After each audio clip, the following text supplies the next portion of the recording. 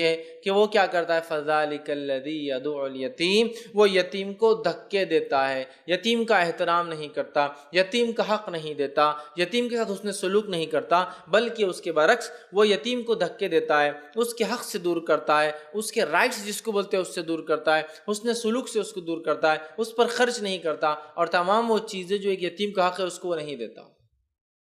یہ پہلی صفت ہے روز جزا کو، آخرت کے دن کو، بدلے کے دن کو جھٹلانے والے کی فرسٹ کیریکٹرسٹکس، پہلی صفت یہ ہے، یتیم کا حق نہیں دیتا۔ آج یتیم کے حق کے تعلق سے میں سمجھتا ہوں بہت زیادہ واضح کرنے کی ضرورت نہیں ہے۔ یتیم یاد رکھیے، یتیم کے حقوق قرآن نے بار بار کیوں بیان کیے؟ اس لیے کہ یتیم جو ہے یاد رکھیے سماج کا سب سے کمزور فرد ہوتا ہے، اور اسلام کی خصوصیت ہے کہ اس نے جس کو جتنا اور جیسے چاہیے اتنا حق دیا۔ یاد رکھیے جیسے اللہ رب العزت نے مرد اور عورتوں کو بنایا تو جو حق مردوں کو چاہیے تھا وہ حق ان کو دیا، جو عورتوں کو حق چاہیے تھا ان کو وہ حق دیا۔ یاد رکھیے، جس کو عام زبان میں سمجھاؤ تو اسلام نے جس کو جتنا حق تھا، جتنا ضرورت تھی، اتنی چیزیں دی۔ یاد رکھیے، تو یہاں کہا جا رہا ہے کہ وہ شخص جو یتیم کو دھکے دیتا ہے، مطلب اس کا حق نہیں دیتا۔ دھکے سے مراد ہر وقت فزیکل دھکا نہیں، یہ بھی اس میں شامل ہے کہ کوئی ٹارچر کی نیت سے، تکلیف دینے کی نیت سے، اذیت دینے کی نیت سے، مارنے کی نیت سے یتیم کو وہ کرے، جبکہ اس کی نیت اس کی اصلاح نہ ہو، بلکہ اس کو اس کے حق سے دور کرنا، اس کو حقیر بتانا، اس کو چھوٹا بتانا، یہ بتانا کہ اس کے ساتھ کچھ بھی کیا جا سکتا ہے، یہ بھی شامل ہے۔ تو وہ اس کے رائٹس، اس کے ادھیکار، اس کے حقوق سے ایک آرفن کو، ایک یتیم کو دور کر دیتا ہے۔ یہ پہلی صفت ہے اس شخص کی، یا اس صورت میں جو پہلی صفت بتائی جا رہی ہے اس شخص کی جو قیامت کے دن کو، ڈے آف ججمنٹ کو، بدلے کے دن کو جھٹلاتا ہے، وہ یتیم کو اس کا حق نہیں دیتا، اس کا رائٹ نہیں دیتا۔ اب یتیم کون ہوتا ہے یہ بھی جان لیں۔ یتیم انسان والد کے، باپ کے مرنے سے ہوتا ہے، ماں کے مرنے سے بچہ یتیم نہیں کہلاتا۔ یاد رکھیے، ٹھیک ہے؟ تو یتیم وہ بچہ ہوتا ہے جس کے والد کا انتقال ہو جائے، کب؟ اس کے بالغ ہونے سے پہلے،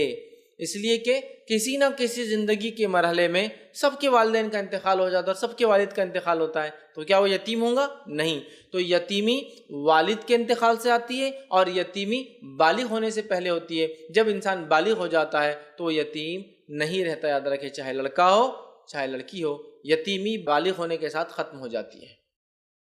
ٹھیک؟ تو یتیم اور انسان بالغ کب ہوتا ہے، اس کے تعلق سے مختلف اقوال ہیں، لیکن جو سب سے مشہور اور معروف بات ہے وہ یہ ہے، جو علماء لکھتے ہیں وہ یہ ہے کہ جب ایک لڑکا نوجوان ہو جائے، ٹھیک ہے، اس کو احتلام آئے یا زیر ناف بال آ جائے، وہ بالغ ہو گیا۔ لڑکی کے تعلق سے بھی یہی بات ہے، یا اسے حیض آ جائے یا زیر ناف بال آ جائے، وہ بھی بالغ ہو گئی۔ یہ عموماً 9، 10 یا 11 سال کی عمر ہوتی ہے، تو بس انسان تب تک یتیم ہوتا ہے، اس کے بعد نہیں۔ یاد رکھیے، ٹھیک؟ تو کہا یتیم کا حق مارنے والا یا آخرت کو جھٹلانے والا انسان ہے، اس لیے کہ یتیم سماج کا سب سے کمزور فرد ہوتا ہے، سب سے جس کو کہیں گے ہم جو ہے ویکسٹ سیکشن ہے، یاد رکھیے، وہ سب سے کمزور ہوتا ہے۔ اس لیے اسلام نے اس کے حق کی بار بار بات کی۔ یاد رکھیے، ہم لوگ سوچتے ہیں قرآن میں یتیم کا حق، یتیم کا کیوں بیان کیا؟ کیونکہ یتیم سب سے کمزور ہے۔ یاد رکھیے، یتیمی کیا ہوتی ہے یہ ہم نہیں سمجھ سکتے۔ یاد رکھیے، وہ انسان جو یتیم ہوا، مطلب اس کو والد نہیں تھا بچپن میں، وہی سمجھ سکتا ہے کہ یتیمی کیا ہو سکتی ہے۔ یاد رکھیے، اس لیے کہ یتیم کے لیے کوئی ضروری نہیں کہ یتیم ہمیشہ غریب ہو، مالدار بھی یتیم ہو سکتا ہے، لیکن اس کا بھی حق دینا ہے۔ اس کا حق مال سے نہیں دیا جائے گا، لیکن اس کا حق اس کے مال کو سنبھال کر، اس کا حق اس کے مال کا صحیح استعمال کر کے، اس کا حق اس کو صحیح راستے پر چلا کے، اس کا حق اپنی جان پہچان سے اس کا کام کروا کے کیا جا سکتا ہے۔ یاد رکھیے، تو یتیم کو مدد سے ہمیشہ مراد مالی مدد مت سوچیے آپ، کہ تو مالدار بھی انسان ہوتا ہے، وہ انتقال کر جائے، اس کے بچے یتیم ہو جاتے ہیں۔ تو یاد رکھیے، یتیمی بہت زیادہ کمزوری ہے۔ یتیم سماج کا سب سے کمزور فرد ہوتا ہے، لہذا اسلام نے اتنا زور دیا اور کہا کہ جو یتیم کو حق نہیں دیتا، دھکے مارتا ہے، وہ آخرت کے دن کو جھٹلانے والا ہے۔ نبی اکرم صلی اللہ علیہ وسلم جو ہے کا معمول تھا، ویسے تو بچوں کے سر پہ ہاتھ پھیرتے، یتیموں کے سر پر ہاتھ پھیرتے، یتیموں کو اپنے کاندھے پر بٹھاتے، یتیموں سے محبت کا اظہار کرتے۔ حدیث میں آپ نے یہاں تک بیان کیا کہ جو یتیم کا دنیا میں حق ادا کرے، اس سے حسن سلوک کرے، اس کی کفالت کرے، وہ اور میں جنت میں ایسے ہوں گے، وہ اور میں جنت میں ایسے۔ بہت قریب، راوی کہتے ہیں کہ آپ نے جو ہے شہادت کی انگلی اور بیچ کی انگلی اٹھائی، ایسے ہوں گے، بہت قریب، بہت قریب۔ تو یتیم یاد رکھیے، اس کا حق دینا یہ بہت بڑی چیز ہے، یاد رکھیے، اور اس کا حق مارنا یہ گناہ کبیرہ میں سے ایک گناہ، یاد رکھیے، معمولی مت سمجھیے، اس لیے کہ وہ سب سے کمزور فرد ہے سماج کا۔ آج ہمارے سماج میں کیا ہوتا ہے، یتیم اگر کوئی ہو جائے، دور جہالت میں یہ ہوا کرتا تھا کہ جب کوئی انسان مر جاتا تو اس کے بھائی گھر کے دیگر مرد کیا کرتے معلوم آپ کو، اس یتیم کے جائیداد کو ہڑپ کر جاتے، مطلب اپنے بھائی کی جائیداد کو ہڑپ کر جاتے، اور جائیداد نہ جائے بول کر کیا کرتے کبھی کبھار کہ اس عورت کا نکاح، چونکہ اب ظاہر سی بات ہے جب شوہر کا انتقال ہو یہ عورت نکل کے اپنے گھر چلی جائیں گی، وراثت تقسیم ہوں گی، تو اس عورت کا نکاح اس آدمی کے دوسرے بیٹوں سے کر دیتے تھے، سوتیلے بیٹوں، جس کو عام زبان میں کہیں، سمجھ رہا تھا کہ وراثت نہ جائے۔ اور اس کی اگر لڑکیاں ہوتی تو ان کو کہتے کہ جب بڑی ہو جائیں گی نا بچیاں تو ہمارے بیٹوں سے ان کی شادی کر دیں گے، مقصد شادی نہیں ہوتا، مقصد جائیداد کو اٹکا کے رکھنا ہوتا تھا، اور لمبی عمروں تک ان کی شادی نہیں کرتے، وہ تھک ہار کے جو ہے پھر پریشان ہو جاتے، پھر کہیں بھی ان کا جو ہے نکاح کر دیا جاتا، لیکن وراثت چونکہ تقسیم نہ ہو اس طرح کا ظلم کرتے۔ کچھ یہ بھی کرتے کہ جب کوئی انسان مر جاتا اس کے بچوں کو جو غلام بنا کے بیچ دیتے اور اس کی بیوی کو غلام بنا کے یا لونڈی کی حیثیت سے رکھ لیتے۔ یہ ظلم جو سماج میں کیا جاتا تھا تو قرآن نے کہا کیا تم نے دیکھا اس شخص کو جو آخرت کو جھٹلاتا ہے، چونکہ اس زمانے میں بھی مشرکین مکہ آخرت پر ایمان کا کچھ نہ کچھ ان کا دعویٰ تھا، بدلے کا کچھ نہ کچھ تصور تھا، یقیناً اس طرح سے نہیں جیسا اسلام میں تھا، لیکن کچھ نہ کچھ تصور تھا، اس لیے بہت سارے لوگ نیکیاں بھی کرتے تھے ان کے اندر، ایسا نہیں تھا سارے ہی گناہ گار تھے، گناہ عام تھے لیکن نیکی کرنے والے لوگ بھی موجود تھے۔ جیسے کہ اس زمان لڑکیوں کو زندہ دفنایا جاتا تھا، کچھ لوگ نہیں کرتے تھے یہ کام، بلکہ کچھ لوگ پالتے تھے لڑکیوں، کہتے تم مت دفنا میں پال لیتا ہوں۔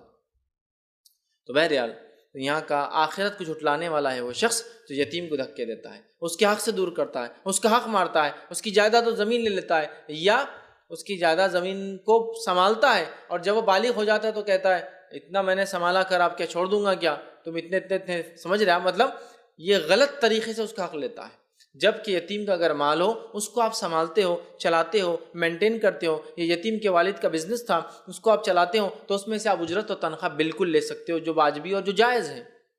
لیکن وہ سنبھالنے کا ہرگز مطلب یہ نہیں کہ آپ اس کا مال پہ بھی دعوے دار بن جائے۔ جیسے اکثر دیکھا جاتا ہے بچے کا والد کا انتقال ہو گیا، بھائی کا، چچاؤں نے بزنس سنبھالا، جب بھتیجا بڑا ہو جاتا ہے تو بولتے ہیں ہاں اب آ گئے تم چلانے، اتنے چھوٹے تھے تمہارا باپ مر گیا، اب کیا ہم چھوڑنے والے کیا، چلو نکلو۔ نہیں، آپ نے جو سنبھالا اس کا بدلہ اللہ آپ کو آخرت میں دیں گا، آپ اس کی اجرت لے سکتے تھے لیکن یتیم کی تجارت یا اس کے والد کا حق آپ نہیں لے سکتے جو اس نے چھوڑ کر گیا، وہ ان بچوں کا ہی ہوگا، جب وہ بالغ ہو جائے اس کو دینا پڑے گا۔ یتیم کا مال کھانا جہنم کی آنکھ پیٹ میں بھرنا ہے، یتیم کے مال پہ بری نظر ڈالنا یہ اپنی آخرت خراب کرنا ہے، یتیم کے ساتھ بدسلوکی کرنا یہ اپنی آخرت خراب کرنا ہے، یاد رکھیے۔ لیکن ہمارے پاس یتیم لڑکی اور لڑکیوں کے ساتھ کیا سلوک ہوتا ہے، اللہ رحم کرے، سگے چچا موجود ہے ہاں، اور اس کے بعد بھی یہ حال ہے کہ ان بھتیجوں کو آرفنیج یتیم خانوں میں ڈال دیا جا رہا ہے۔ کیوں؟ تو مقصد یہ نہیں کہ پال نہیں سکتے، مقصد یہ کہ جائیداد سے ابھی سے محروم کریں گے تو یہ بھول جائیں گے بڑے ہونے تک، مسئلہ یہ ہے۔ تو یتیم کا بالکل حق مت ماریے، جو اس کا حق ہے یاد رکھ دے دیجیے، ورنہ یتیم کا حق مارنے والا جہنم میں جائیں گا، یاد رکھیے۔ تو کہا آخرت کو جھٹلانے والے کی پہلی صفت یتیم کو اس کے حق سے دور کرتا ہے۔ آگے فرمایا